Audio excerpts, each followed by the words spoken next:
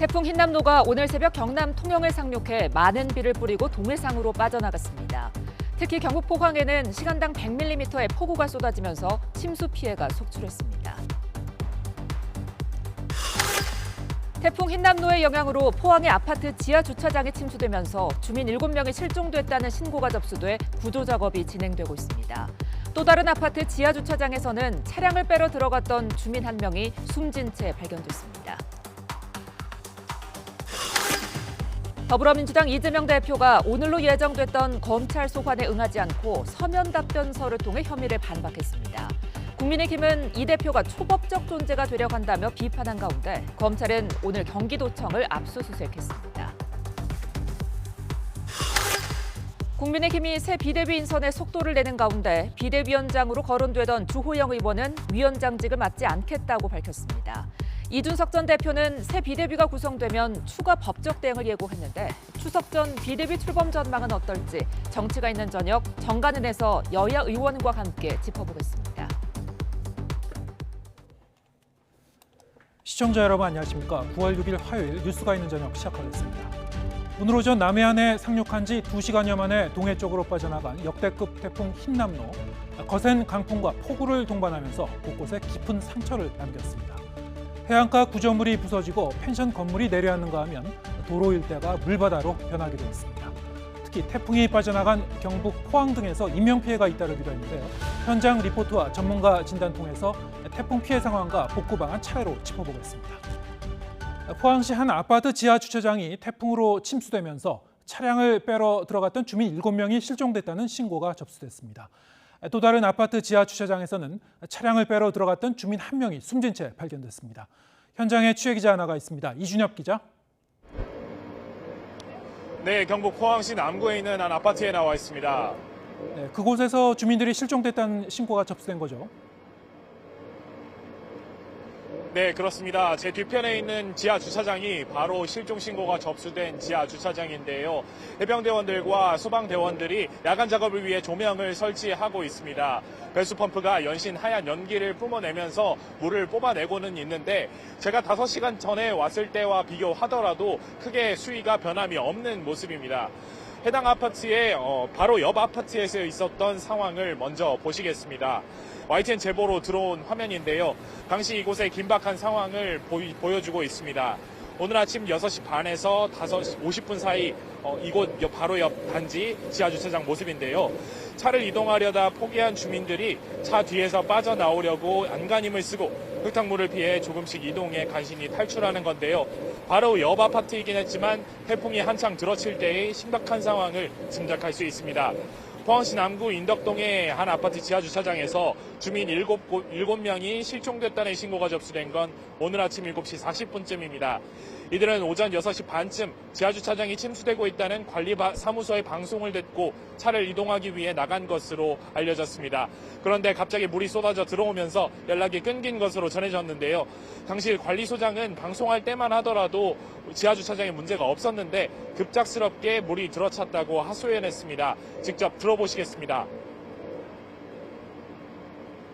그때는 괜찮았어요. 그때는 우리 지하주차장이 배수펌프도 잘 돼 있고 모래사랑도 잘 돼 있고 그렇기 때문에 지하주차장에 침수될 위험이 없기 때문에 제가 방송을 한 거예요. 물을 빼야만 구조작업도 할 수 있어서 소방당국은 우선 동력펌프 6대를 동원해 지하주차장에 물을 퍼내면서 실종자가 있는지 확인하고 있습니다. 현재 배수율은 20% 남짓입니다. 소방당국은 배수에 5시간에서 8시간 정도가 소요될 것 같고 어느 정도 물이 빠지면 구조대원을 투입할 예정이라고 설명했습니다. 또 지금 실종자 수는 가족이나 목격자 등의 이야기를 종합해서 추정한 숫자여서 차후 늘어날 수도 있다고 덧붙였습니다. 주민들은 이전에는 침수 피해가 없었던 동네라며 사고 원인으로 불과 50m 떨어진 하천인 냉천이 범람한 것을 꼽고 있습니다. 앞서 포항시 남구 오천읍의 한 아파트 지하 주차장에서 66살 A씨가 차를 빼기 위해 나간 뒤 연락이 끊겼다는 신고도 들어왔었는데요. 6시간 만에 지하주차장 안에서 숨진 채 발견됐습니다. 지금까지 경북 포항시 남구에 있는 아파트에서 YTN 이준엽입니다.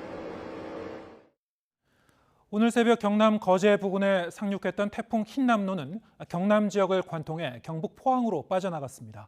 특히 태풍이 마지막으로 핥히고 간 포항엔 시간당 110mm 물폭탄이 쏟아지면서 도시 곳곳이 물에 잠겼습니다. 김지선 기자가 보도합니다. 포항 남구를 가로질러 영일만으로 이어지는 냉천이 도로까지 범람했습니다. 천변의 정자는 거센 물살에 휩쓸려 통째로 떠내려왔습니다. 주택가 골목까지 들어찬 물에 차량이 떠내려가는가 하면 가구와 집기들은 하나둘 집 밖으로 떠밀려 나옵니다. 아파트 단지 주차장에 세워진 차들은 지붕만 남기고 물에 잠겼습니다. 태풍 흰남노가 경남 지역을 관통해 지난 뒤 마지막 관문인 경북 포항에 400mm 물폭탄을 터뜨린 겁니다. 포항 운하를 중심으로 물이 불어나면서 남구 지역 곳곳이 침수됐고 북구 죽도동 일대도 물이 들어찼습니다.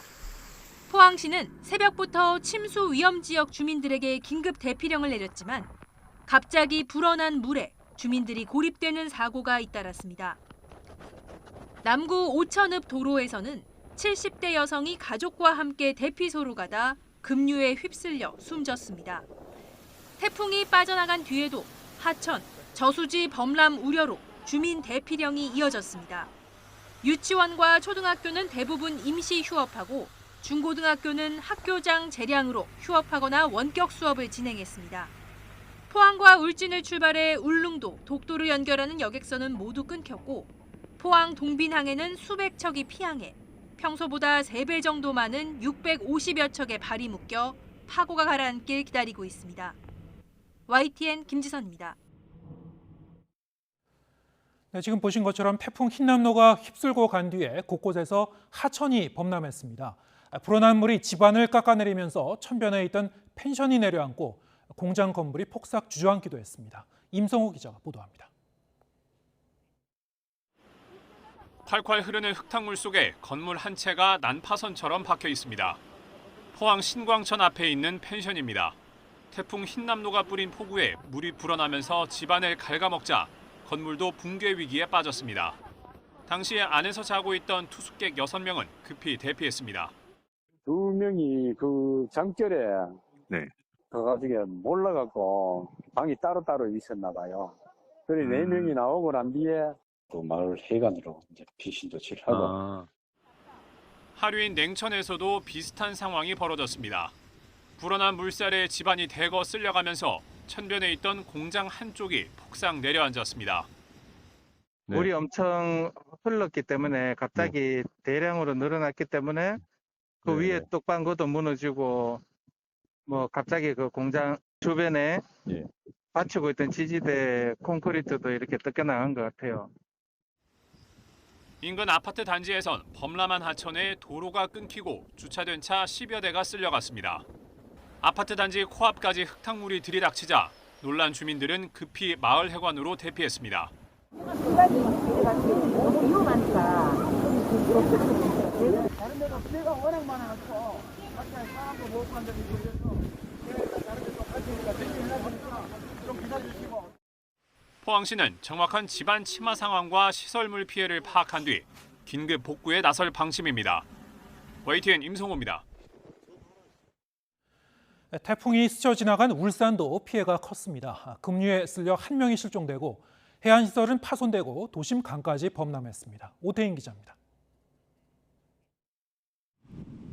태화강 하천을 따라 누런 황토물이 쉴 새 없이 흐릅니다. 강변에는 경찰이 손을 잡고 인간띠를 만들어 이곳저곳을 수색합니다.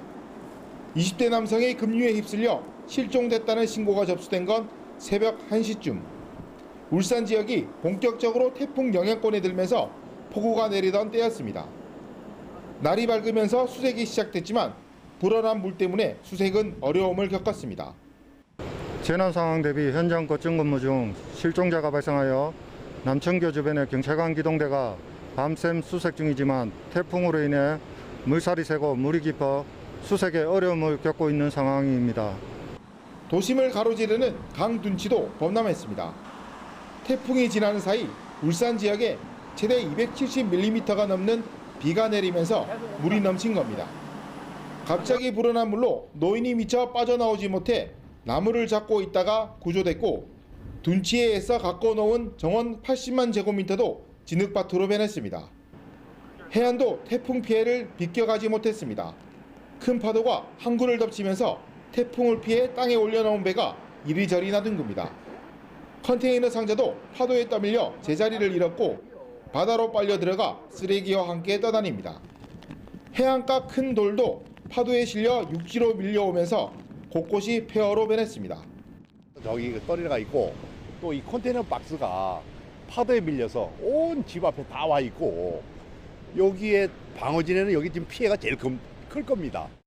여기를 방파제를 막자 나중에 피해가 온다 그래 얘기를 해도 또 도로 침수와 강풍으로 출근 시간 시내버스 운행도 한때 중단됐습니다. 울산이 태풍 영향권에 든 동안 소방당국에 접수된 신고만 1,100여 건. 다만 잘 대비한 덕분에 애처 우려했던 만큼의 큰 피해는 없었다는 평가도 있습니다. YTN 오태인입니다. 부산 지역은 비바람 피해보다는 방파제를 넘어 덮친 파도가 큰 피해를 남겼습니다. 해안 상가와 도로가 쑥대밭이 되고 건물이 파도에 떠밀리기도 했습니다. 김정호 기자입니다. 부산 송도 해안 아파트 상가와 신축 건물 1층이 초토화됐습니다. 방파제를 넘은 파도가 20m 떨어진 건물을 덮쳤는데 유리창은 온전하게 남은 게 없고 각종 구조물도 처참하게 부서졌습니다.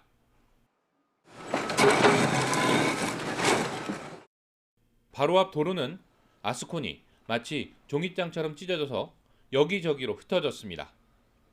이어지는 2차선 도로에는 건물이 누워 있는데 화장실입니다. 화장실이 원래 있던 위치입니다. 방파제를 넘은 파도가 건물 자체를 바닥에서 분리한 뒤에 떠밀고 갔는데 떨어진 거리가 40m가량입니다. 파도가 물막이 벽까지 넘은 밀락 수변공원 주변입니다. 안전 난간은 엿가락처럼 휘었고 바로 옆 편의점은 쑥대밭이 됐습니다. 미리 대비한 상인들은 그나마 피해를 최소화할 수 있었습니다. 매미 때 한번 식급을 해서 좀 이렇게 이번 태풍 때는 좀 우리가 단단하게 하려고 노력을 많이 했는데 이번에는 그나마도 아무 피해가 없습니다.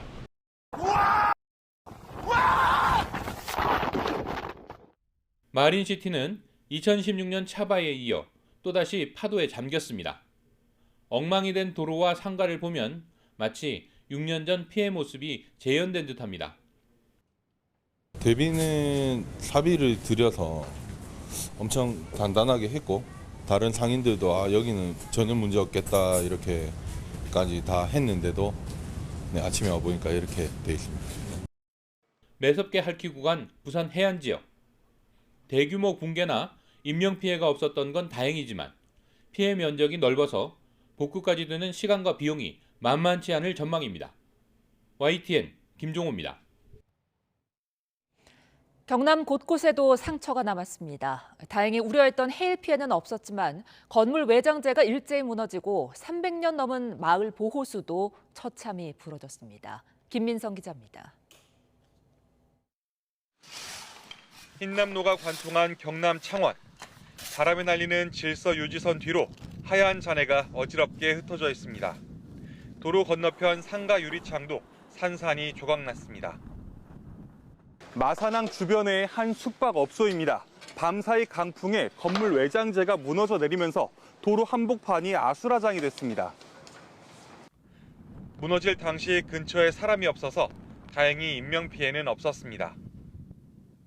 이제 내다본다고 아침에 일어나서 6시나 돼서 나와본다고 바깥에 어떤 모습을 본다고 보는데 유리가 깨져가 있고 앞에 이리 돼가 있더라고요.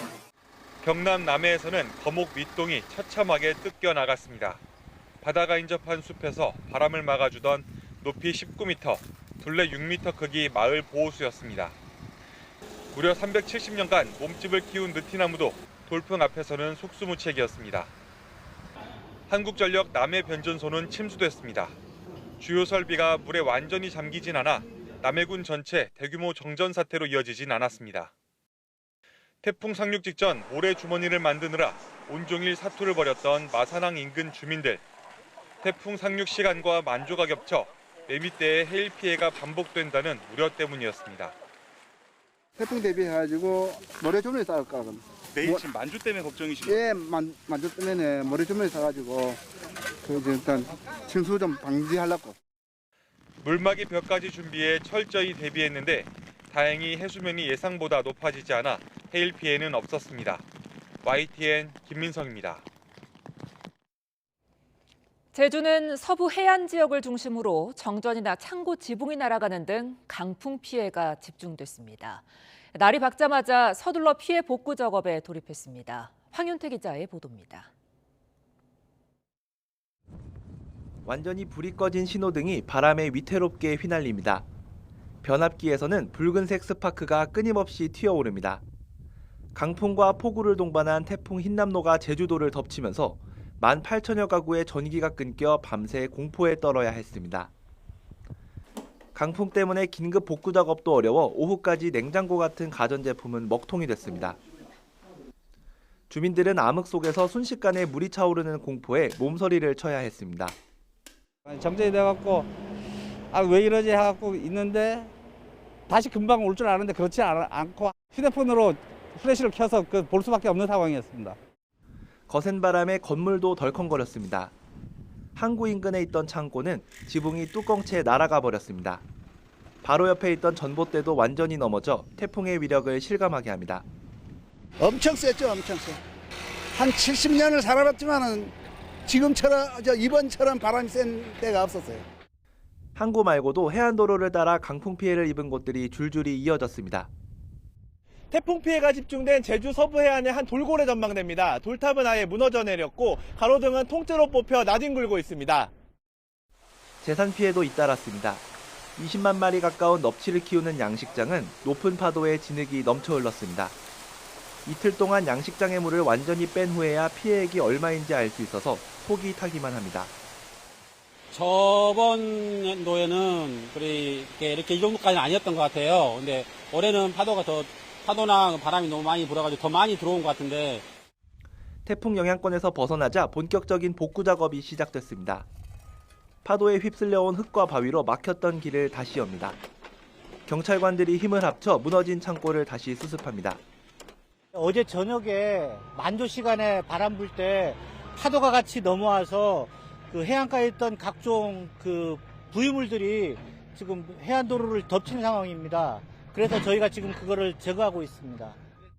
제주특별자치도는 자치 합동조사반을 구성해 분야별로 태풍 피해를 조사하고 복구 작업을 서두를 계획입니다. YTN 황윤태입니다.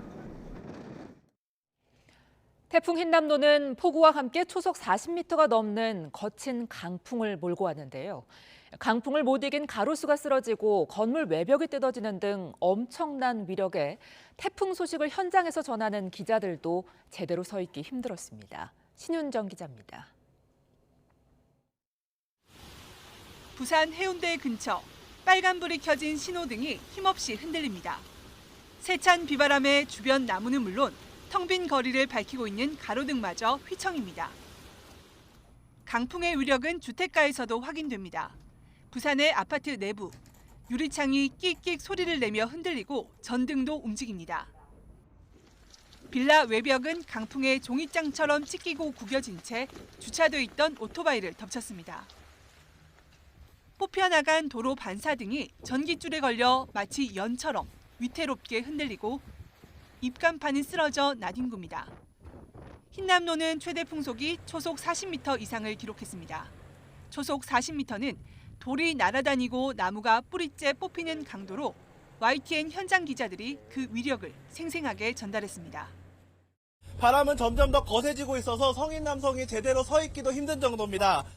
항구 앞쪽은 거센 바람으로 스티로폼 등이 날아가고 있어 저희가 안전상의 이유로 자리를 옮겼습니다. 흰남노는 최근 10년간 발생한 태풍 가운데 5번째로 강한 바람을 몰고 온 것으로 기록됐습니다. YTN 신윤정입니다. 이번 태풍은 애초 우려했던 것보다는 세력이 다소 약해져 남해안에 상륙했습니다. 하지만 상륙 지점인 남해안보다는 오히려 경북 동해안에 강한 비가 집중되며 피해가 커졌는데요. 태풍 흰남노의 특성 김진두 기자가 분석했습니다. 태풍 흰남노는 제주도를 스치듯 지나 경남 거제에 상륙했습니다. 이어 경남 내륙을 관통한 뒤 울산 앞바다로 진출했습니다. 거제 상륙 당시 흰남노의 중심 기압은 955.9 헥토파스칼, 예상했던 950 헥토파스칼보다는 높았습니다. 역대 가장 강한 세력을 지녔던 태풍 사라와 태풍 매미보다 약한 태풍으로 기록됐습니다. 관측된 바람은 최대 초속 43.7m, 역대 5위권에도 들지 못했습니다. 이 약화된 원인 중에 하나는 결국은 북쪽에서부터 내려오는 기압골이 그때 위성 영상을 보시면 그 건조 공기가 그 기압골을 뚫고 남하하고 있는 모습들을 확인하실 수 있는데요. 이렇게 유입된 건조 공기에 의해서 하지만 남해안에 상륙한 태풍으로 인해 피해는 속출했습니다. 특히 태풍이 상륙한 경남 남해안보다 경북 포항과 경주 지역에서 피해가 더 컸습니다. 이유는 폭우 때문입니다. 반시계 방향으로 돌아가는 태풍 비구름과 수증기가 경북 도교항과 부딪히며 비구름이 더 강하게 발달했기 때문입니다. 포항에 400mm 가까운 비가 내린 반면 거제는 183.6mm에 그쳤습니다. 포항은 무슨 특징이 있냐면 태풍이 글로 들어가게 되면 어떤 바람이 오냐 동풍이 들어옵니다. 그러니까 뜨거운 공기가 바다에 있는 공기를 같이 해서 지형에 부딪히게 되면 상승 효과가 가미가 되거든요. 애초 우려했던 최악은 피했지만 전국을 긴장시켰던 가을 태풍 흰남노. 제주도와 영남, 울릉도 지역을 헤치고 지나가며 비바람 피해를 남겼습니다. YTN 김진우입니다.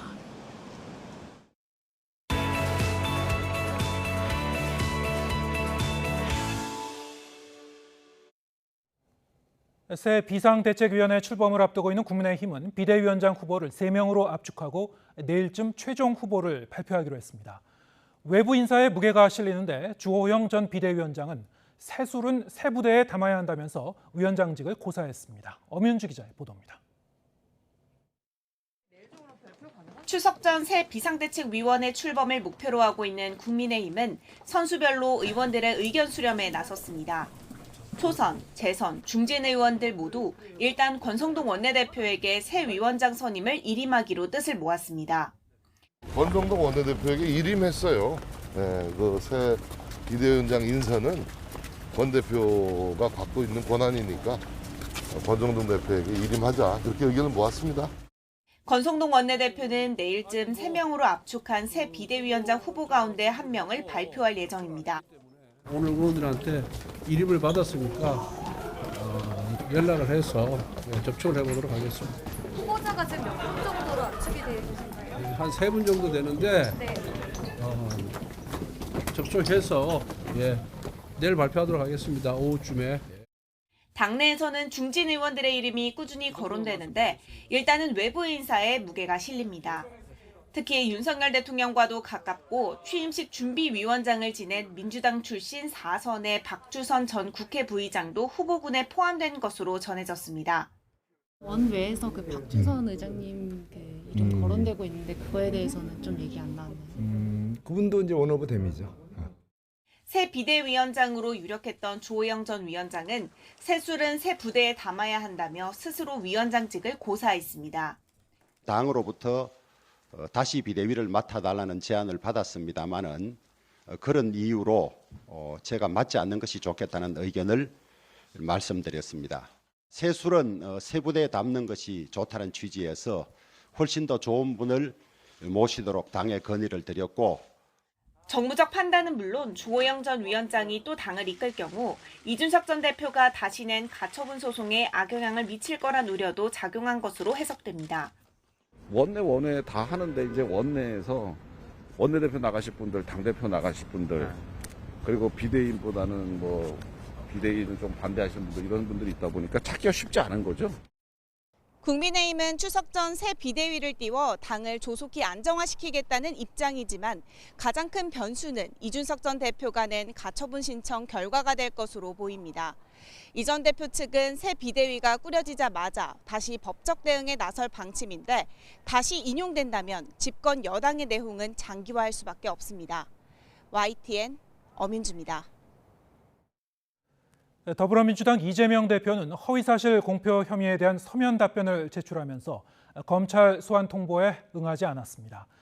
검찰의 꼬투리 잡기식 수사에 끌려다니지 않겠다는 건데 국민의힘은 법 위에 군림하려는 초법적 행태라며 맹비난했습니다. 정현우 기자의 보도입니다. 검찰의 출석 요구 시각을 2시간 앞두고 더불어민주당은 이재명 대표가 서초동 검찰청사에 나가지 않을 거라고 알렸습니다. 이 대표가 앞서 검찰이 요구한 서면 조사서에 반박 답변을 자세히 적어 중앙지검에 제출했다면서 서면 조사에 응하지 않아 소환을 통보했다는 검찰은 이젠 나갈 일이 없어졌다고 밝혔습니다. 이재명 대표는 꼬투리 잡기식 정치 탄압에 끌려다니지 않을 것입니다. 이재명 대표는 검찰의 서면 조사 요구를 받아들여 서면 진술 답변을 하였으므로 출석 요구 사유가 소멸되어 출석하지 않습니다. 소환 통보 이래 검찰이 경기도청을 압수수색한 것을 두고도 수사받는 야당 대표 모습을 연출하려는 정치쇼라고 반발했습니다. 반면 국민의힘은 검찰에 불출석한 이재명 대표를 향해 맹공을 퍼부었습니다. 진실의 힘이 두려운지 방탄 참호까지 팠다. 방탄의 의지에 법 위에 군림하는 초법적 존재 같다고 비난했습니다. 지휘 고하를 막론하고 검찰의 수사에 적극 응할 의무가 있습니다. 이재명 대표 스스로 본인을 성역이나 치해 복권 지역에 있다고 착각하지 말기를 바랍니다. 이에 더해 김건희 여사의 주가 조작 의혹 등을 규명하자며 민주당이 특검법 카드로 역공 고삐를 죄자 국민의힘은 이 대표 수사에서 시선을 돌리려는 물타기라고 반박하는 등 여야 공방이 이어졌습니다. 김건희 특검법을 최대한 조속히 발의할 수 있도록 준비에 박차를 가겠다는 말씀을 드립니다. 특검을 이재명 대표 부부 수사에 대한 물타기 정치 공세로 악용하는 것을 당장 중단해야 합니다. 제1야당 대표와 대통령 부인을 둘러싼 사법 이슈가 일진일퇴의 정치 공세로 확산하면서 정기국회 협치를 외쳤던 여야의 다짐도 불과 닷새 만에 퇴색하는 게 아니냐는 우려가 나옵니다. YTN 정현우입니다.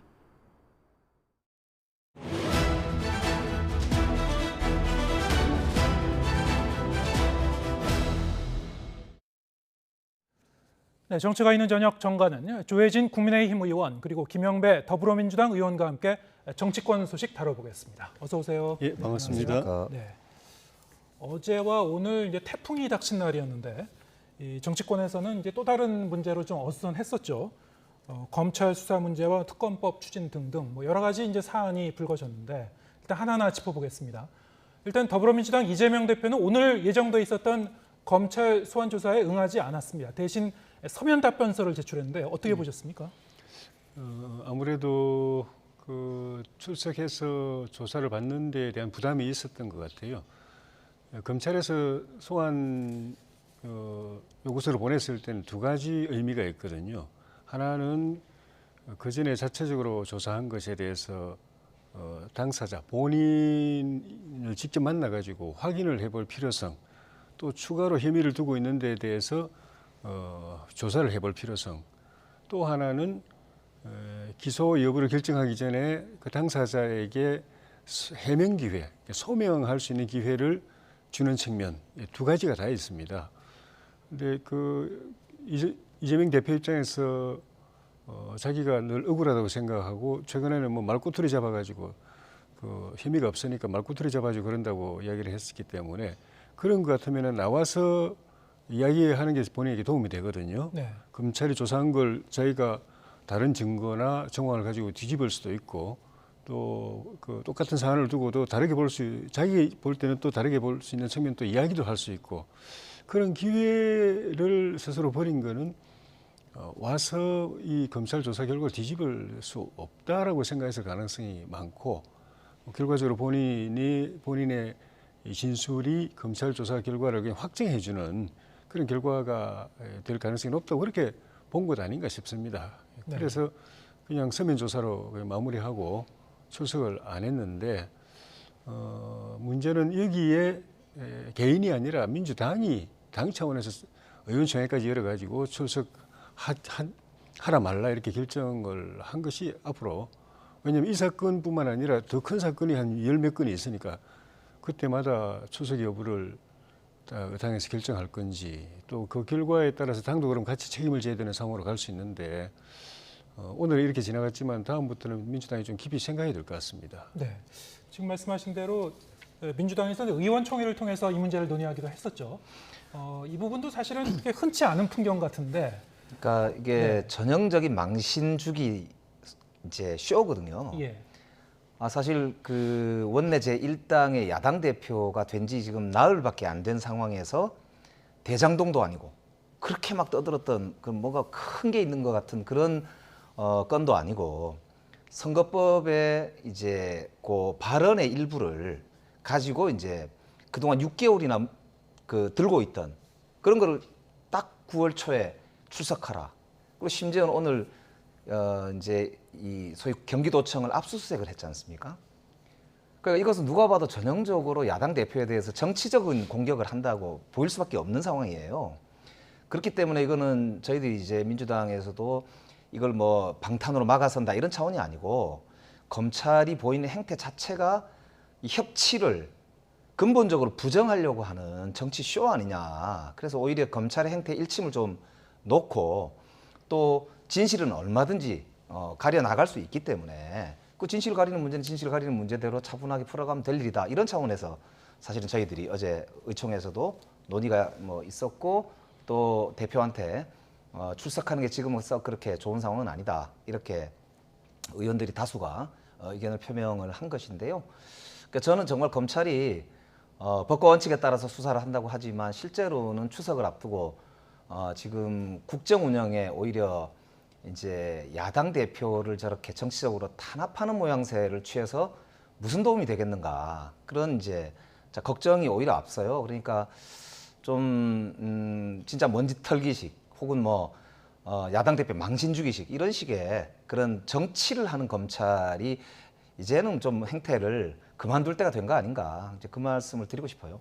그런데 말이죠. 이재명 대표가 지자체장 시절에도 비슷한 이제 선거법 위반 혐의로 수사를 받은 적이 있었죠. 대법원까지 갔었던 이제 그런 사안이었는데 그때는 제 기억에는 검찰 나가서 수사를 받았던 걸로 기억을 해요. 그때와는 이제 맥락이 다른 거라고 정치적 판단을 한 것 같습니다.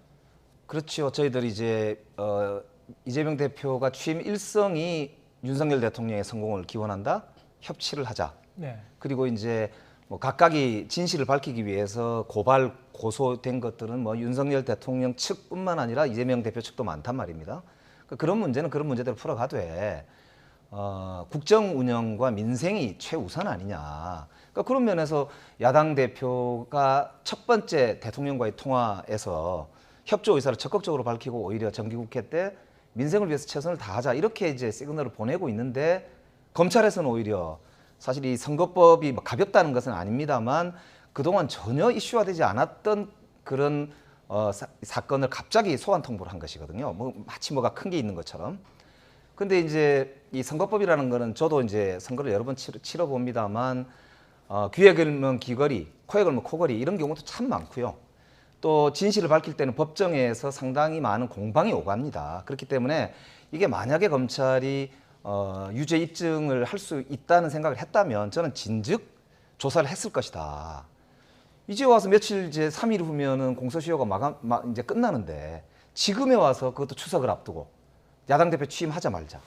이건 누가 보더라도 이 검찰이 억울하다고 본인들은 이야기할지 모르지만 국민들은 다 알고 계시다는 이야기죠. 그렇기 때문에 저희들 입장에서는 검찰이 이제 정치 좀 그만하고 정말로 좀 민생을 살피는 그런 검찰이 되었으면 좋겠다. 그 말씀 안 드릴 수가 없습니다. 네, 이재명 대표의 불출석에 대해서는 과연 이제 그 명분이 충분한가에 대해서는 뭐 여러 가지 의견이 있을 수 있습니다만 지금 이제 민주당 쪽에서 지금 말씀하셨습니다만은 여기서 문제 제기를 하고 있는 그 사안이 몇 가지가 있습니다. 이를테면은 이미 이제 서면 답변을 하고 순차적으로 하고 있는 과정에서 벼랑간 이제 검찰 소환 통보를 했다.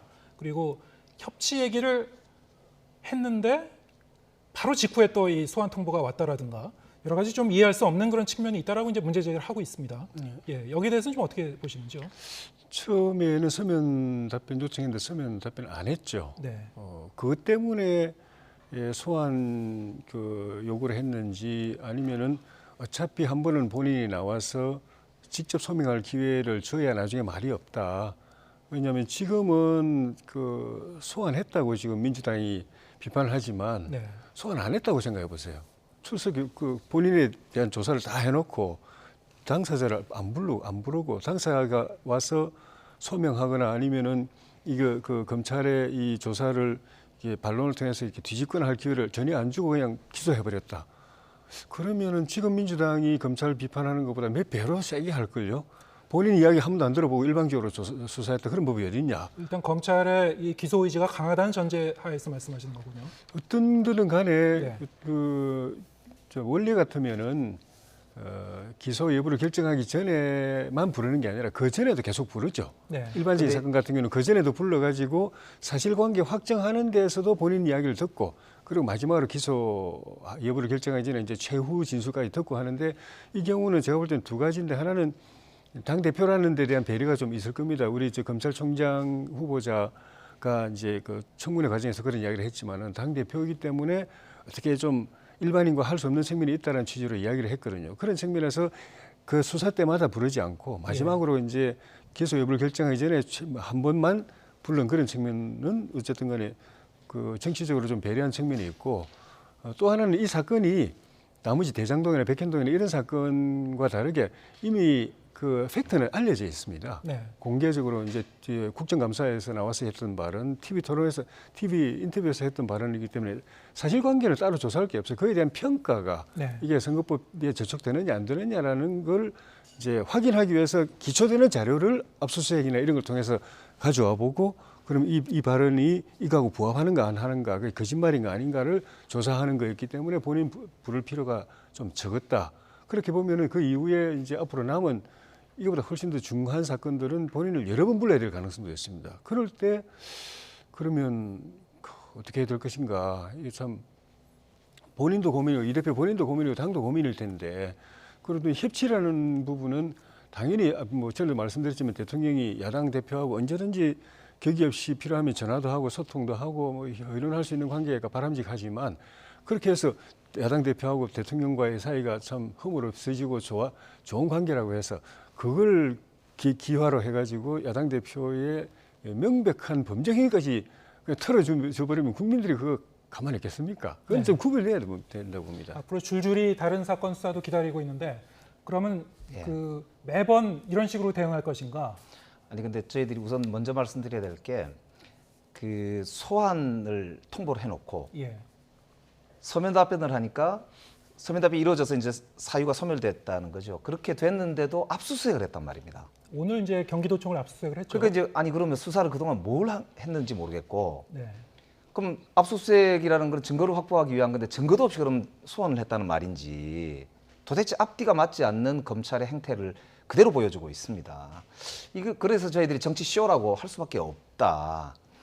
그래서 사실 아까 말씀드린 대로 선거법이라는 거는 선거 과정에서 발생한 일이라서 증거를 인멸하거나 어디 도주를 하거나 할 일이 아니지 않습니까? 그것도 제1당의 이 당대표이고 정기국회가 열린 마당에 얼마든지 만약에 죄가 있다면 그거는 이제 재판 과정이든 뭐 기소 과정이든 기소가 뭐 만약에 된다면 근데 검찰은 다 정해놓고 기소하기로 돼 있고 망신주기 하다가 안 되면 압수수색을 해서 마치 죄가 있는 것처럼 보이게 하려고 하는 그런 모습이 뻔하지 않습니까 지금. 이런 상태에서 그 의도가 뻔해 보이는데 야당 대표가 포토라인에 서가지고 사진을 팍 찍으면서 이 검찰의 그런 정치쇼에 함께 이렇게 응대해 주는 게 과연 맞을까 이런 이제 의문이 심각하게 있었던 것이고요. 앞으로 이제 민주당 입장에서는 아까 말씀하신 대로 여러 다른 사건들이 남아 있지 않습니까? 그 부분에 대해서는 진실을 당당히 밝혀 나가고 뭐 협력할 건 협력하고 또 밝힐 건 밝히고 이렇게 하면서 그러나 부당한 이제 정치 탄압이나 부당한 그런 수사에 대해서는 저희들은 결단코 국민들과 함께 싸워 나갈 수밖에 없다. 그 말씀을 드리지 않을 수 없습니다. 네. 지금 말씀하신 포토라인은 조국 장관이 없애지 않았습니까?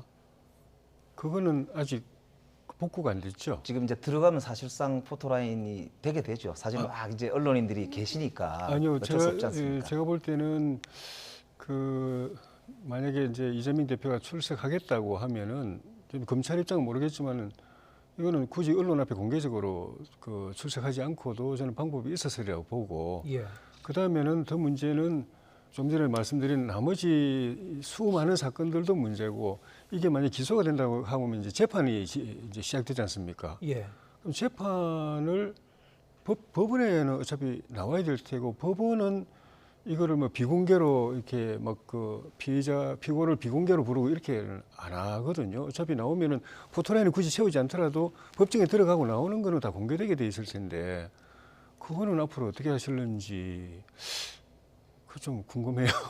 어차피 다 노출되게 돼 있는데 일부러 검찰이 포토라인에 세우는 관행은 없었기 때문에 포토라인 세워서 망신 주는 일은 없을 테고 저희들이 이제 앞으로 뭐 어떤 일이 있을지 모르지만 김건희 여사의 이제 지금 도이치모터스 주가 조작 사건 같은 경우만 해도 지금 5명이 주요 인물들이 전원 구속됐거든요. 근데 전주로 알려진 김건희 여사에 관련돼서는 전혀 지금 수사도 진전이 안 되고 있지 않습니까? 그리고 그게 이제 공소시효가 올해 말이라고 알고 있거든요. 거의 다 됐습니다. 그러니까 시간 보내기를 하고 있는 것 같거든요. 그러니까 이런 문제들하고 이제 앞으로 국민들께 자세하게 보고를 드리겠습니다만 저희들 입장에서는 좀 공정하게 이렇게 이제 수사나 그 다음에 재판이나 이런 게 진행이 돼야 저희들도 당당하게 국민들 앞에 밝힐 걸 밝히고 할 텐데 검찰이 권력의 입맛에 맞게 이렇게 사용되고 있고 칼을 휘두르고 있다. 이렇게 되어서는 이제까지 쌓아온 민주공화국의 우리의 어떤 그런 역사 이런 걸 무너뜨리기 때문에 저희들 입장에서는 사실 민주주의를 지킨다는 차원에서도 국민들께 말씀드릴 건 말씀드리고 또 싸울 거 싸우고 그렇게 해야 된다 이런 입장인 것입니다. 네. 뭐 이런 상황에서 이제 민주당 쪽에서는 김건희 여사 관련 특검법을 이제 추진하고 있는 부분이라든가 아니면 이미 이제 윤석열 대통령에 대해서 고발을 한 부분이 있었죠.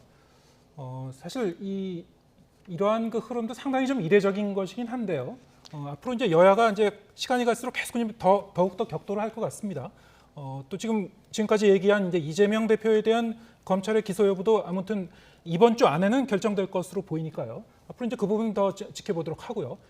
시간이 좀 많이 남진 않았는데 국민의힘 내부 상황 좀 짚어보겠습니다. 국민의힘의 새 비대위원장으로 상당히 유력하다 이렇게 이제 거론이 됐었던 주호영 의원 오늘 이제 비대위원장을 맡지 않겠다고 이제 밝혔어요. 그렇다면 누가 이제 비대위원장이 되느냐 여기에 대해서 이제 관심이 모아지고 있는데 좀 내부 분위기가 어떻습니까? 그 권성동 원내대표가 이제 당대표 직무대행으로서 지명 권한이 있습니다. 네. 이제 여러 사람을 두고 검토를 하다가 오늘하고 내일 오전까지 한 3분 정도를 놓고 본인하고 대화를 해보고 내일 오후에 그중에 한 명을 발표를 하겠다고 그랬습니다. 예. 지금 거론되고 있는 분들은 대체로 외부 인사들이에요. 저는 처음부터 첫 번째 비대위 때도 당 내에서 한다면은 주호영 전 원내대표 같은 분이 그중 제일 낫다고 보지만 할 수 있으면 저는 외부에서 모셔와야 된다. 왜냐하면 당내에 있는 저를 포함해서 3선, 4선, 5선 이 중진들은 이 사태가 오기까지에 다 이런저런 이제 책임 있는 분들이거든요. 그 사태를 예방을 못했거나 사태가 터졌는데도 해결을 못했거나 그런 측면에서 당내에서는 주호영 대표가 낫지만은 기왕이면 외부에서 모셔오는 게 좋겠다고 그랬는데 주 대표로 갔었죠. 근데 지금은 이제 주 대표 본인이 제안도 받았는데 그냥 한 번 더 하시라고 제안도 받았는데 안 하겠다고 지금 공개적으로 이야기를 했고 그게 이준석 대표가 제기한 추가 가처분에 대해서 법원이 심판을 하는 데 있어 가지고 본인이 직무 정지를 받은 본인이 다시 비대위원장으로 가는 게 이 소송에 별로 안 좋겠다. 그러니까 법원에게 보내는 메시지가 좀 안 좋은 메시지가 될 것 같다. 네. 그 당을 위해서 당이 가처분 재판을 하는 데 있어 가지고 조금 더 잘 되게 하기 위해서는 본인이 물러나게 낫겠다고 하신 것 같고 나머지 분들 중에는 이제 그러다 보니까 이제 새로 거론되는 분들은 대체로 외부 분들이시고 박주선 전 국회 부의장도 유력하게 거론이 되고 있습니다만 예. 어느 정도 가능성이 있다고 보시는지 어떻게 보십니까? 상황은 제가 잘 모르겠는데요. 네. 거론되는 분이 박주선, 김황식 전 총리 또 김병준 전 비대위원장 한번 하셨죠. 네. 노무현 대통령 때 청와대 정치실장 하신 분인데 세 분 다 좋은 분인 것 같아요.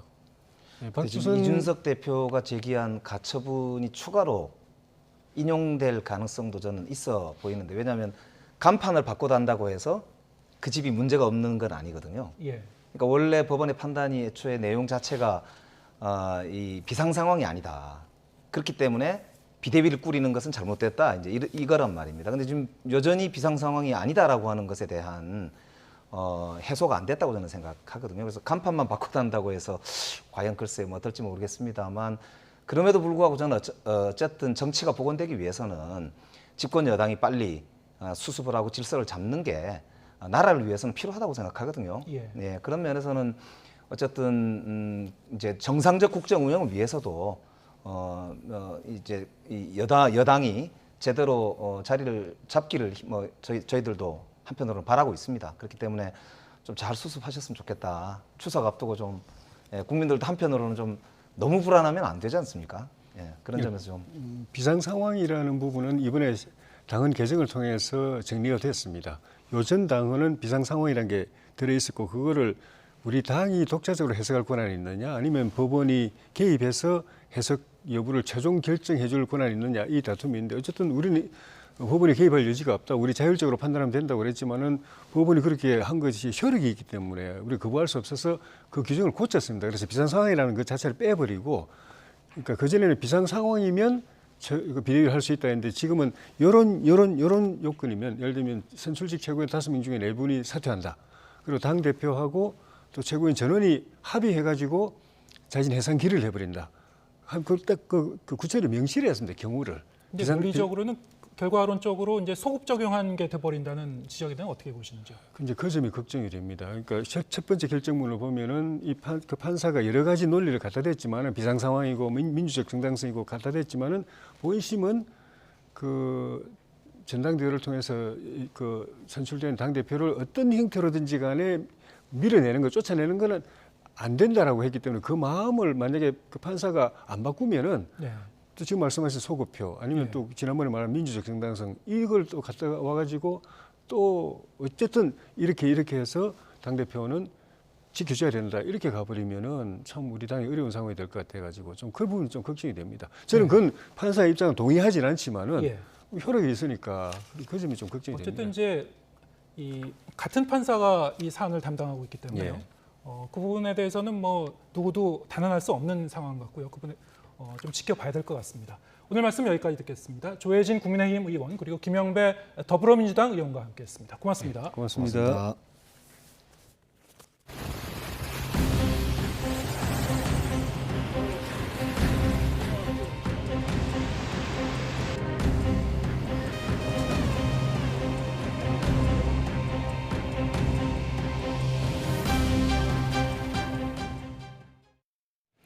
네, 태풍 흰남노 관련 소식 이어갑니다. 포항 수해 현장에서는 해병대 상륙 돌격 장갑차까지 투입돼 구조 작업을 벌였는데요.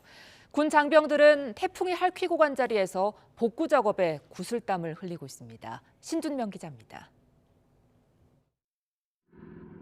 한때 시간당 100mm의 폭우가 쏟아진 경북 포항. 해병대 1사단의 상륙 돌격 장갑차 KA-AV가 강처럼 변한 도로를 헤치며 수색 작전을 펼칩니다. 이내 침수 지역에 고립된 여성을 발견하고 소방대원들과 함께 구조합니다. 상륙 장갑차는 포항 포스코 공장 화재 현장에도 투입됐습니다. 도로가 물에 잠긴 탓에 소방 차량으로는 공장 진입에 어려움이 생기자 소방대원들을 직접 싣고 불이 난 지점까지 이동한 겁니다. 흙탕물이 집어삼킨 주택가에서 해병대원들은 고무보트를 동원해 발이 묶인 주민들을 구조하기도 했습니다. 지역 주민들이 일상으로 안전하게 복귀할 수 있도록 적극 지원 중입니다. 국민과 함께하는 국군으로서 책임감을 갖고 태풍 피해 복구에 최선을 다하겠습니다. 군 당국은 해병대 1사단을 비롯해 육군 53사단과 해군 7전단 등 병력 1,300여 명을 피해 복구와 구조 작업에 투입했습니다. 이와 함께 육해공군의 헬기와 수송기로 구성된 탐색 구조부대 15개를 지정해 육해상 탐색과 인명구조를 지원한다는 계획입니다. 신속한 구조와 복구 지원을 위해 긴급 구조 지원 기관을 지정하고 재난 대응 부대를 운영하고 있습니다. 국방부는 흰남노 피해 지역의 신속한 구조와 복구 지원을 위해 오는 8일까지 예정돼 있던 충청과 호남, 영남, 제주, 경기 일부 지역에 동원 예비군 훈련을 연기했습니다. YTN 신준명입니다. 태풍으로 곳곳에 침수 차량이 속출했습니다. 전손 처리 결정이 난 침수 차량의 경우 반드시 폐차해야 하고 어기면 과태료가 부과됩니다. 백종교 기자입니다. 한때 시간당 100mm가 넘는 폭우가 쏟아진 경북 포항. 아파트 단지에 주차된 차량 수십 대가 흙탕물에 잠겼습니다. KTX 신경주역과 주택가에 주차된 차량은 지붕까지 물이 들어차기도 했습니다. 이렇게 태풍 흰남노가 휩쓸고 간 지역에서는 차량 침수가 잇따랐습니다. 앞서 지난달 수도권 집중호우 당시 침수된 차량이 10,000대가 넘었습니다. 이 때문에 태풍 흰남노의 영향으로 침수된 차량도 전국적으로 수천 대에 이를 것으로 추정됩니다. 완전히 침수된 차량의 경우 엄연한 폐차 대상입니다. 수리가 불가능할 정도, 즉 수리비가 차량의 현재 시가를 넘는 전손 처리 결정이 내려진 차량은 30일 안에 반드시 폐차해야 합니다. 어기면 300만 원 이하의 과태료 처분을 받을 수 있습니다. 물에 잠긴 도로를 지나다가 시동이 꺼진 경우에도 유의해야 합니다. 다시 시동을 걸지 말고 견인 조치해 정비를 받아야 중대 손상을 예방할 수 있습니다. 손상이 클 경우에는 수리를 받더라도 안전을 위해 가급적 폐차하는 게 좋습니다. 전자장비가 물에 잠기면서 예측할 수 없는 고장이 지속적으로 발생할 가능성이 있기 때문입니다.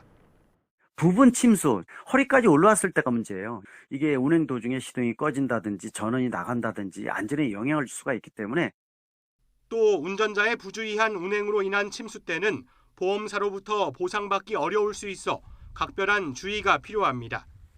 중고차를 구입하는 사람도 조심해야 합니다. 전문가들은 보험개발원의 카 히스토리를 통한 이력 조회와 전문가를 동반한 차량 상태 확인, 매매 계약서 작성 때 침수 차량에 대한 전액 환불과 같은 특약사항 기재를 조언했습니다. YTN 백종규입니다. 네, 앞서 전해드린 대로 태풍 흰남노로 인한 피해가 전국 곳곳에서 발생했습니다. 이번 태풍의 피해 상황과 향후 복구 전망 등 정창삼 인덕대 스마트 건설 방지학과 교수 모시고 관련 이야기 나눠보겠습니다. 안녕하십니까? 어서 오세요. 안녕하십니까? 네, 태풍 흰남노 우리나라에 머물렀던 시간이 한 2시간 한 20여 분 정도 됐었던 것 같은데 그렇습니다. 그 시간 동안에 정말 많은 게 피해를 남기고 갔습니다. 기록상으로 보면 역대 세 번째, 중심 기압으로 본 게 이제 역대 세 번째고요. 풍속으로는 한 8번째로 강했던 것으로 지금 이 평가가 되고 있죠. 예. 위력 전반적으로 어떻게 평가하십니까? 전문가들이 볼 때 제주 남단에 위치했을 때 저희들은 기존에 태풍이 갖고 있던 모든 기록을 갈아치울 거라고 예상을 했었습니다. 네. 워낙에 중심 기압이라든가 발달 속도들이 무섭게 성장해 왔기 때문에 그런 느낌을 가졌었는데요. 이게 제주 남단을 지나면서 이제 제주도 남단에 있는 찬 바닷물과 섞이면서 에너지를 조금 잃었고요. 네. 그다음에 또 유입된 건조 공기하고 만나면서 좀 줄긴 했지만 워낙에 태생 자체부터가 초대형 태풍이었기 때문에 우리나라에 머무는 시간이 단지 2시간 반 정도였기 때문에 이 정도 피해가 났지 우리가 예상했던 대로 시속 30km 정도로 이동을 했다 그러면 아마 모든 기록을 갈아치웠을 정도의 역대급 태풍이었다는 것은 명확한 것 같습니다. 특히 최근에 큰 태풍을 경험해보지 못했던 10대라든가 20대들은 경험해보지 못했던 이런 태풍을 경험하는 그런 하나의 사건이었다라고 생각하고 있습니다. 네. 사실 태풍이 오기 좀 한참 전부터 우리가 역대급 태풍이다 하면서 준비를 좀 많이 한 것 같은데요. 그럼에도 그렇습니다. 불구하고 포항 지역에서 피해가 참 컸거든요. 이 그렇습니다. 정도의 폭우라면은 도시 기반 시설도 감당할 수 없는 정도인가요? 그렇습니다. 사실은 포항이라는 곳이 우리가 제 특성을 보면 포항에서 제 이슈들은 뭐냐면 지진 그리고 가뭄입니다. 네. 그래서 크게 비가 많이 오지 않았던 유역인데요. 그런데 이번에 보면은 태풍의 이동과 동시에서 그 포항 주변에 보면 영남 알프스라는 산지 지역이 있습니다. 이런 지형하고 그 다음에는 해안에서 오는 습기가 만나면서 정체 현상이 일어나면서 집중호우 같은 데에서 한 거거든요. 보면은 이번에 특히 저희가 짚고 넘어가야 될 부분이 포항 오천읍의 아파트 사건입니다. 네. 이거 같은 경우는 이제 워낙에 비가 많이 오다 오다 보니까 이제 내수 침수가 진행되고 있었습니다. 그때 이제 관리실에서 이제 내수 침수가 진행되니까 차를 빼라고 말씀을 하신 것 같고요. 근데 이제 그때 어떤 일이 일어나냐면은 태풍이 오다 보면 해수위가 올라갑니다. 우리가 그 사건이 일어났던 그 범람이 일어났던 하천을 냉천이라고 하는데요. 네. 냉천은 그게 이제 포항 신항으로 이어지는 짧은 지방 하천입니다. 그래서 태풍이 오니까 해수위가 급격히 상승을 한 거죠. 해수위는 상승한 상태에서 400mm에 가까운 비가 오니까 하천이 범람할 수밖에 없는 상황이었는데요. 이게 순식간에 이제 터진 거죠. 그래서 피해를 입으신 분들이 그때 주차장에 차를 빼러 간 순간에 한 몇 분 상간에 그 어마어마한 양의 물들이 지하 주차장으로 들어오면서 피할 수 없는 상황으로 인명 피해가 났던 그런 사례라고 할 수 있습니다. 그래서 저희들이 보면 지자체들이 어떤 재난을 대응할 수 있는 어떤 우리가 얘기한 그 예산이라든가 이런 것들이 한정돼 있거든요. 만일 포항 같은 경우는 지진 이슈가 나고 나면 방제와 관련된 예산들이 지진 쪽으로 많이 가는 것들이 있습니다. 그래서 내수 침수라든가 이 외수 침수 쪽에서는 조금 우리가 부족하지 않았나 이런 짐작을 해보게 됩니다. 네. 지금 말씀하신 대로 이제 이렇게 침수 피해가 났을 때는 지하 주차장 같은 데서도 괜찮을 것이다라고 생각하고 잠깐 가려고 들어갔는데 거기서 그냥 인명 피해가 나고 마는 순식간에 이제 이 물이 차고 마는 걸 이제 우리가 볼 수가 있는데 이렇게 하천이 범람하고 물바다가 되게 되면은 여러 가지 이제 피해가 납니다만 저희가 이제 앞서 보도에서도 보여드렸습니다만은 이 펜션 건물 자체가 거의 붕괴되다시피 하는 공장 한쪽이 이제 무너지다시피 하는 그런 모습을 볼 수 있었습니다. 자, 이런 상태에서는 집안이 이미 상당히 좀 그 붕괴가 됐고 약해진 상황인데요. 앞으로 이제 이 사후 복구를 어떻게 해 나가야 될까요? 이번에 사고가 난 풀빌라 건물을 보면 하천변에 위치하고 있습니다. 그래서 하천변에 위치하고 있어서 강한 하천의 유량이 증가되면서 소류력이 발생했고요. 그래서 보면은 후진국들에서 많이 발생하는 하천 옆에서 건물이 무너지는 현상하고 비슷하게 이런 재난이 났거든요.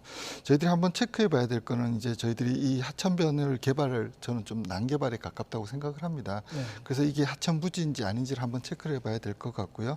그리고 지금 일단은 안전 진단을 하지 않고서는 그 건물에 들어가는 것 자체가 굉장히 위험하다고 판단하고 있습니다. 그래서 안전 진단을 먼저 하고 그다음 저 지역에 있는 집안 조사 같은 것들 한 다음에 안전이 확보된 다음에 해야 될 것 같고요. 저 건물들은 아마 다시 대부분 이제 다시 건물을 지어야 되는 그런 상황인 걸로 판단하고 있습니다. 네. 공교롭다고 해야 될까요? 포스코 포항제철소에서 동시다발적으로 불이 나기도 했거든요. 포스코 그렇습니다. 측에서는 뭐 정상적인 가스 방산 작업이었다 이렇게 설명했는데요. 혹시 이번 태풍과도 연관성이 있을 수 있을까요? 지금 현재 그 내용은 조사가 진행 중이기 때문에 예단하기는 상당히 어렵습니다. 근데 이제 저희가 이제 정황상을 보면 태풍으로 인해서 휴업을 해서 직원들이 많이 자리를 비웠고요. 그다음에 또 어느 정도 그 태풍과의 연관성을 추정할 수는 있지만 확실한 증거는 없습니다. 그렇지만 이제 문제가 되는 거는 화재하고 동시에 침수가 같이 일어났습니다. 그래서 고로 세 개가 물에 잠기면서 어쩔 수 없이 생산이 오랜 기간 차질을 빚을 것은 명확할 걸로 판단됩니다. 네. 그런가 하면 이제 경주에서는 이 저수지 붕괴 위기가 있었죠. 그래서 많은 주민들한테 이제 대피령이 내려지기도 했는데, 자, 이렇게 저수지 이 붕괴로 인한 대피령이 내려질 정도면은 이미 그 관련 구조물은 어떤 어느 정도의 이제 균열 조짐이 있거나 상당한 하중이 좀 가해진 상황 아니겠습니까? 그렇습니다. 여기에 대해서 어떻게 대처해야 될까요? 우리가 이제 경주라든가 경주 옆에 있는 영천이라는 도시가 있습니다. 그 지역적인 특징을 좀 알아야 되는데요. 네. 가뭄이 워낙 많이 나서 그 지역이 아마 지자체 규모별로 소규모 저수지들이 가장 많은 지자체입니다. 그러면서 이제 물이 없다 보니까 이제 예전에 그냥 급하게 만들었습니다. 그래서 우리가 뭐 밀가루 댐이라는 말도 쓰는데요. 여수로라든가 물럼이라든가 이런 시설물이 없습니다. 그러니까 쉽게 얘기하면 비가 많이 오면 자동으로 넘치고 이게 넘치면 댐이 붕괴될 수밖에 없는 그런 구조를 가지고 있습니다. 다행히 이번에 많은 비가 왔지만 그 지역이 워낙 가뭄이 났기 때문에 비어 있었기 때문에 이 정도 피해가 났거든요.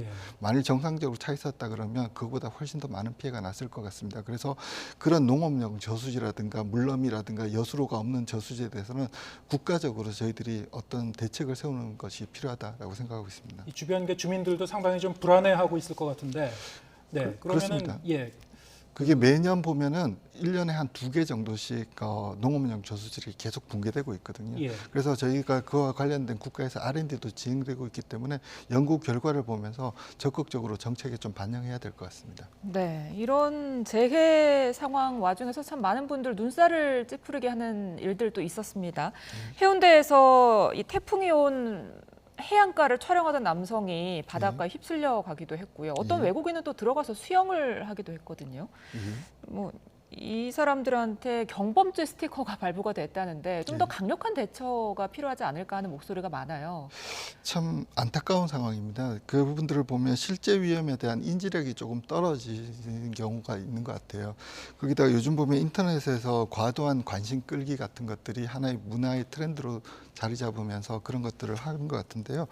굉장히 재난은 이벤트가 아니고 자신의 생명과 직결될 수 있다는 걸 우리가 교육을 통해서 꼭 알려줘야 되고요. 자신의 생명보다 더 중요한 것은 없다는 걸 우리가 많이 교육을 시켜야 될 것 같습니다. 네.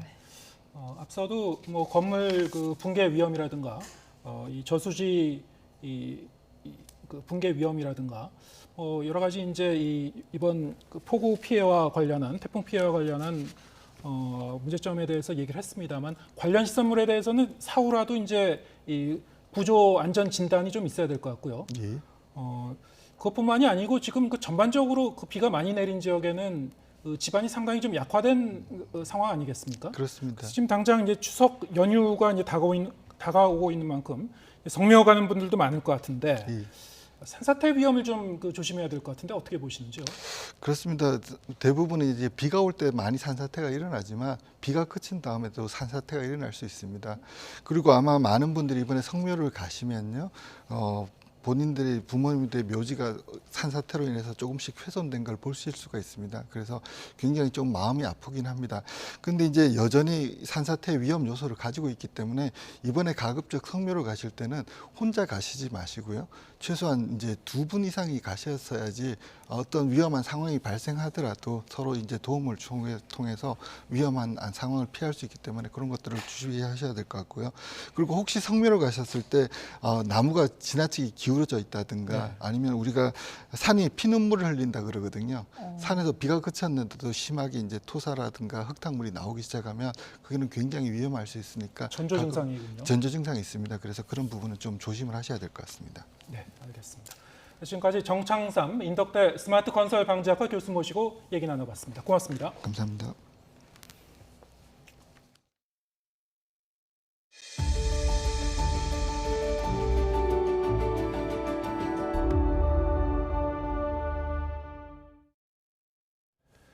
중국 쓰촨성에서는 규모 6.8의 강진이 발생해 지금까지 66명의 사망자가 나왔습니다. 지난 2008년 대지진 이후 쓰촨 일대에서 지진이 끊이지 않는 이유는 뭘까요? 베이징 강정규 특파원입니다. 봉우리 사이로 흙먼지가 구름처럼 날리며 산사태가 일어납니다. 무너진 건물 잔해에 깔린 사람들이 하나둘 구조됩니다.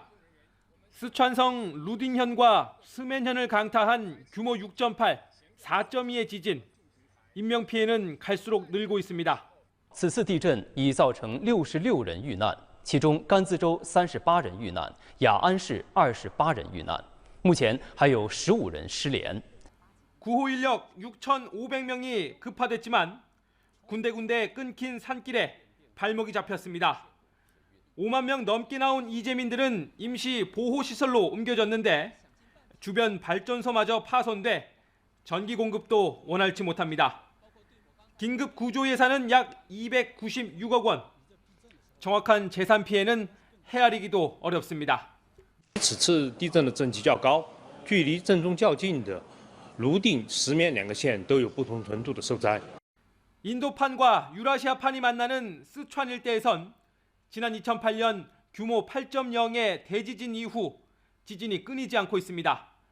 이를 두고 2006년 완공된 산샤댐의 저주란 말도 나왔습니다. 댐 안에 갇힌 막대한 양의 양쯔 강물이 집안을 무르게 만들어 생긴 인재라는 겁니다. 이번엔 극심한 가뭄 이후 1, 3년 안에 대지진이 찾아온다는 비주류 이론이 다시 주목받고 있습니다.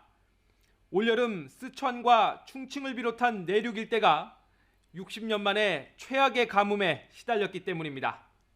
다만 이번 지진은 올해 가뭄이 채 가시기도 전에 발생한 만큼 이론이 맞지 않는다는 반론과 함께 내년 이후 더 큰 재앙이 닥칠지도 모른다는 공포도 퍼지고 있습니다. 베이징에서 YTN 강정규입니다.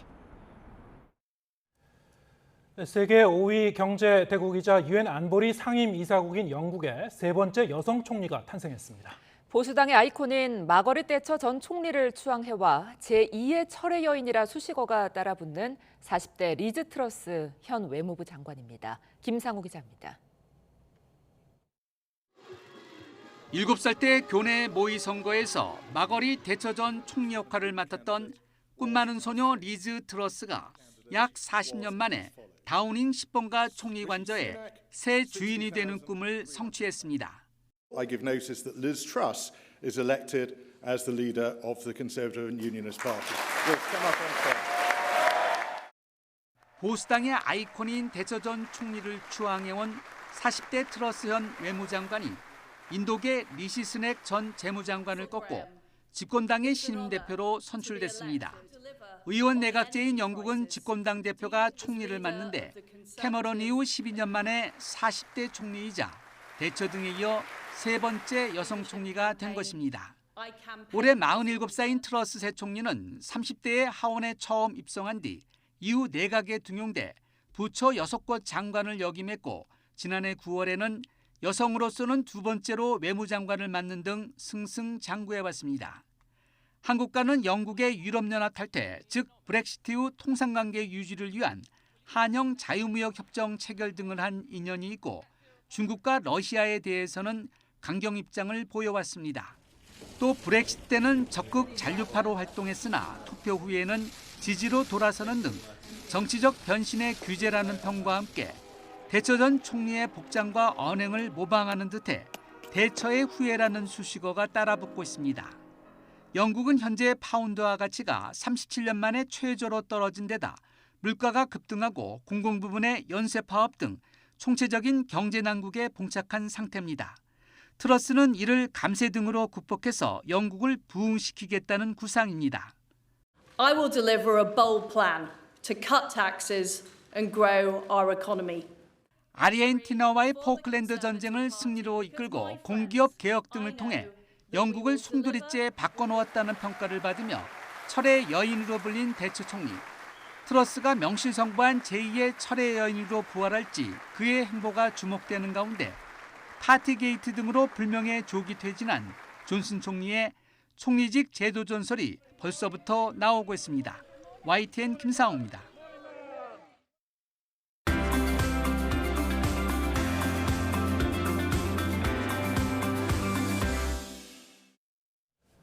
네, 월간 유의죠. 이번 달 주제는 동물권입니다. 반려동물을 키우는 가구가 전체의 15%, 인구로는 1,400만 명을 넘어서면서 동물의 권리에 대한 관심도 높아지고 있습니다.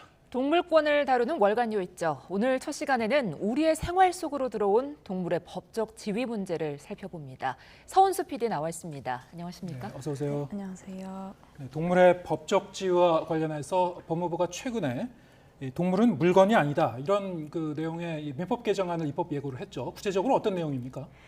네, 많은 분이 동물은 당연히 물건이 아니라고 생각하시겠지만 현행법상 동물의 법적 지위는 물건입니다.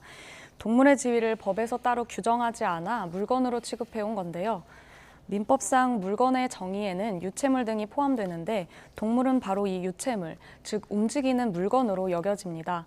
하지만 반려동물을 키우는 인구가 늘고 가족처럼 여기는 인식이 확산하면서 동물을 물건이 아닌 생명체로 인정해야 한다는 주장이 많아지고 있습니다. 그래서 지난해 10월 법무부는 동물은 물건이 아니라는 내용을 담은 민법 개정안을 발의했는데요. 물건을 정의 내린 민법 제98조에 동물은 물건이 아니다라는 규정을 신설해 동물에게 그 자체로서의 법적 지위를 만들어주는 게 핵심입니다. 네. 살아있는 생명인 동물이 법적으로 물건으로 규정이 돼 있다는 게 좀 쉽게 납득이 가지 않는데요. 이렇게 물건으로 취급되는 구체적인 사례가 있습니까? 네, 동물이 민법상 물건이기 때문에 생길 수 있는 다양한 상황을 하나씩 짚어봤습니다. 첫 번째 사례 먼저 보시겠습니다. 가족과 함께 10년 넘게 반려견을 키워온 김모 씨. 매일 놀아주고 산책하며 일상의 대부분을 반려견과 함께했다. 그런데 이렇게 애틋하게 키워온 반려견이 얼마 전 숨을 거두고 평소 함께 다니던 뒷산 산책로에 반려견을 묻어주려는 김 씨. 이때 지나가던 행인이 김 씨를 발견하는데 여기서 묻으시면 안 돼요. 죽은 반려견. 뒷산에 매장하면 안 될까? 현행법상 불법입니다. 폐기물관리법상 동물의 사체는 생활 폐기물로 분류가 되고요. 동물병원에서 죽은 경우에는 의료 폐기물로 분류되고 있습니다. 그래서 이를 임의로 매장하거나 화장하거나 버리거나 하면 폐기물관리법에 따라 처벌될 수 있습니다.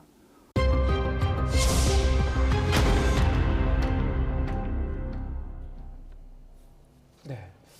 가족처럼 이제 오랜 세월 같이 했었던 반려견이라면은 좀 더 좋은 곳, 이를테면은 가족 묘지나 이런 곳에 함께 이 다른 이 사람이 사망했을 때처럼 이 반려견도 좋은 곳에 이제 묻어주고 싶어하는 것이 이제 인지상정일 것 같은데, 자, 이런 행위가 지금까지 다 불법이었다는 거군요.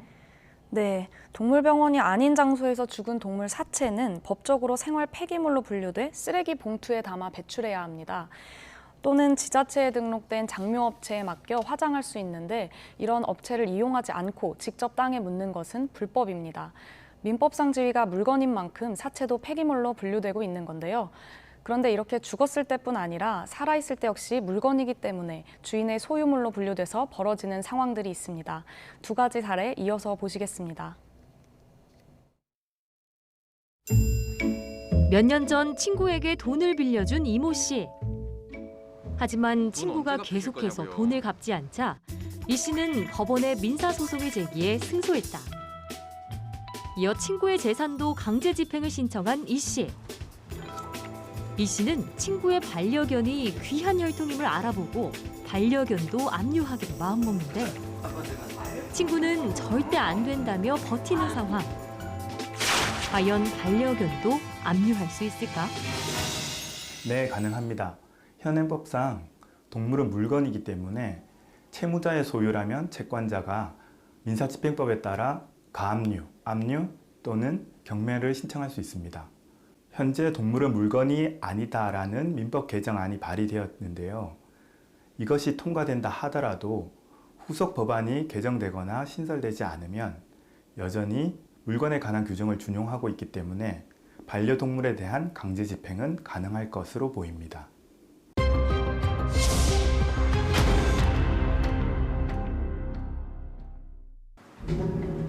평소 반려견을 화풀이 대상으로 삼아온 박모 씨. 그날도 산책을 시켜준다는 핑계로 반려견을 밖으로 데리고 나갔는데 박 씨는 목줄을 잡고 빙빙 돌리는 등 어김없이 반려견을 학대했다. 이 장면을 본 행인이 박 씨를 경찰에 신고해 결국 벌금 100만 원까지 선고받았다.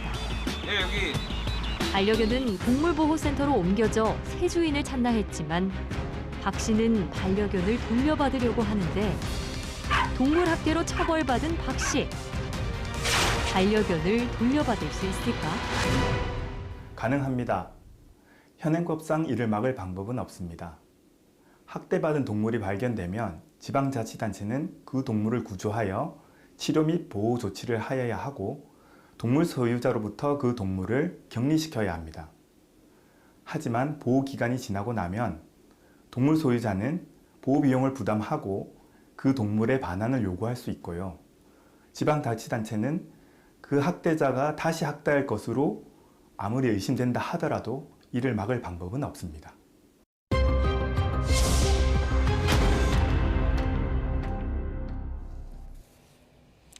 네, 동물을 압류하고 또 학대한 주인에게 다시 돌려주고 이건 정말 물건 취급을 하는 거네요. 네, 동물은 법적 지위상 물건이고 주인의 재산으로 취급되면서 생길 수 있는 일들입니다. 이 때문에 동물단체와 전문가들은 동물학대를 방지하고 관련 문제를 해결하기 위해 동물의 지위를 물건으로 취급하는 민법이 우선 바뀌어야 한다고 주장하는데요. 결국 동물을 대하는 우리의 인식과 태도가 동물을 생명체가 아닌 물건으로 간주하는 현행 법 체계와 무관하지 않다는 겁니다. 민법 개정안을 발의한 법무부 담당자 얘기 들어보시겠습니다. 그동안 동물 학대에 대한 처벌이나 동물 피해에 대한 배상이 충분치 않았던 근본적인 이유에 대해서 동물이 법체계상 물건으로 취급받고 있기 때문이라는 지적이 있어 왔습니다. 동물과 사람을 막론하고 생명이 보다 존중받는 사회를 견인하기 위하여 네, 그렇다면 이번 민법 개정안이 국회를 통과만 하면 이런 어떤 재반 문제가 다 달라지고 동물의 지위도 크게 향상될 수 있을까라는 이제 생각도 드는데요. 어떻습니까? 네, 그러면 좋겠지만 현재 발의된 민법 개정안이 통과된다고 해도 앞서 보신 상황들이 곧바로 바뀌긴 어렵습니다. 개정안의 동물은 물건과 구분되는 생명체로서의 지위를 갖는다고 선언하는 의미는 있지만 후속 입법 조치가 있어야 실질적인 변화가 따라올 수 있는 건데요. 예를 들어 앞서 보신 반려동물 압류가 불가능해지려면 반려동물을 압류 대상에서 제외하도록 하는 민사집행법 개정이 필요하고요. 학대 전과가 있는 사람에게서 반려동물을 분리하려면 동물보호법을 개정해야 합니다. 다만 민법은 모든 법의 기본법으로 여겨지는 만큼 동물은 물건이 아니라고 규정한 민법 개정을 시작으로 동물의 권리에 대한 논의가 더 활발히 이루어질 수 있겠습니다. 전문가 얘기도 들어보시겠습니다. 향후에 동물의 법적 지위를 향상시키는 아주 중요한 계기가 될 수 있다고 보고 있고요. 다만 다른 법률에 특별한 규정이 없는 이상 여전히 물건에 관한 규정을 준용하도록 그렇게 규정하고 있기 때문에 빨리 후속 법안들이 개정되고 발의되고 그렇게 해야만 실질적인 의미를 가진다고 할 수 있겠습니다. 네, 바뀐 사회 인식에 맞춰서 동물에게 어떤 권리를 보장하고 또 어떤 지위를 보장할 수 있는지 우리 사회가 좀 논의를 해 나가야 할 시점인 것 같습니다. 월간 유의죠. 다음 시간에는 어떤 내용 다룹니까? 네, 다음 시간에는 찬반 논란이 뜨거운 반려동물 보유세 이슈를 다룹니다. 저희 제작진이 반려동물을 키우는 시민과 키우지 않는 시민들을 만나서 보유세로 적정한 금액과 예상되는 효과에 대한 생각을 직접 들어봤습니다. 네. 서은수 PD와 함께했습니다. 수고하셨습니다. 네, 오늘 뉴스가 있는 저녁은 여기서 인사드리겠습니다. 잠시 뒤에는 뉴스 퍼레이드가 이어집니다. 저희는 내일 저녁 7시에 다시 찾아뵙겠습니다. 함께해 주신 여러분 고맙습니다.